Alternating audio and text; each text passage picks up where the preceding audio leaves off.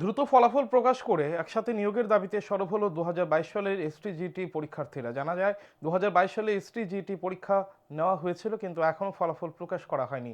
কারণ সুপ্রিম কোর্টে একটি মামলা রয়েছে। এরই মধ্যে সরকার টিআরবিটির মাধ্যমে 2026 সালে পুনরায় এসটিজিটি পরীক্ষা গ্রহণ করে।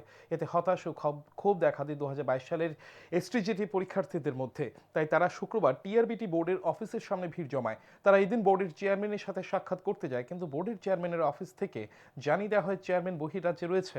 2022 সালের এসটিজিটি পরীক্ষার্থীরা সংবাদ মাধ্যমের মুখোমুখি হয়ে জানায় তারা পরীক্ষা দেওয়ার পর 4 বছর চলে গেছে। এই সময়ের মধ্যে একাধিক মন্ত্রীর দ্বারস্থ হয়েছে, শুধুই আশ্বাস মিলেছে, কিন্তু কাজের কাজ কিছুই হয়নি। 2022 সালে এসটিজিটি পরীক্ষার্থীদের মধ্যে অনেকে 2026 সালের পরীক্ষায় বসতে পারেনি, কারণ তাদের বয়স চলে গেছে।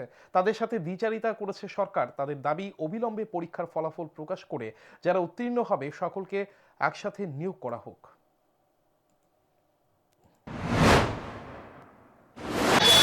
আমরা দেখেন 4 বছর হয়েছে আমরা 2022 সালে এসটিজিটি এক্সাম দিয়ে রেখেছি, কিন্তু 4 বছর অতিক্রান্ত হওয়া সত্ত্বেও আমরা আমাদের যে ন্যায্য অধিকার রেজাল্ট পাওয়া, এই রেজাল্টই পাচ্ছি না।